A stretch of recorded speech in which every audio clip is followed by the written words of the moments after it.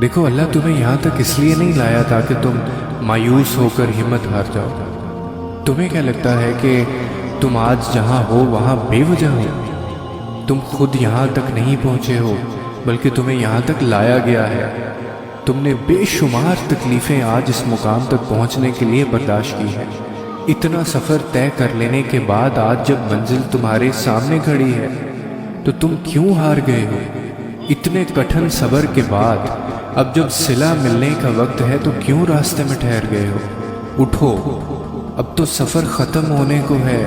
اب تم منزل کی نہیں بلکہ منزلیں تمہاری منتظر ہیں۔ اب تمہیں معجزوں کا نہیں بلکہ معجزوں کو تمہارا انتظار ہے۔ اب کن تمہاری ایک آخری دعا کا ارادہ باندھے ہوئے ہے کہ یہاں تم مانگو اور وہاں تمہیں منہ سے نکلی پہلی فریاد پر نواز دیا جائے۔ اب صبر کے زمانے گزر گئے ہیں، اب صلے ملنے کا وقت ہے۔ اب بات سسکنے کی نہیں رہی، اب قبولیت کا وقت ہے۔ اب مسافتیں ختم ہونے کو ہیں، اب آنسوؤں کے مسکراہٹوں میں بدلنے کا وقت ہے۔ کسی اور کا نہیں، اب یہ تمہارا وقت ہے۔ ہزاروں مایوس لوگوں میں سے اگر اس نے تمہیں دعا کی توفیق دی ہے تو پھر وہ کیسے تمہاری دعا کو رد کر سکتا ہے؟ جس نے دعا کا حکم دیا ہے اس نے قبولیت کا بھی تو وعدہ کر رکھا ہے۔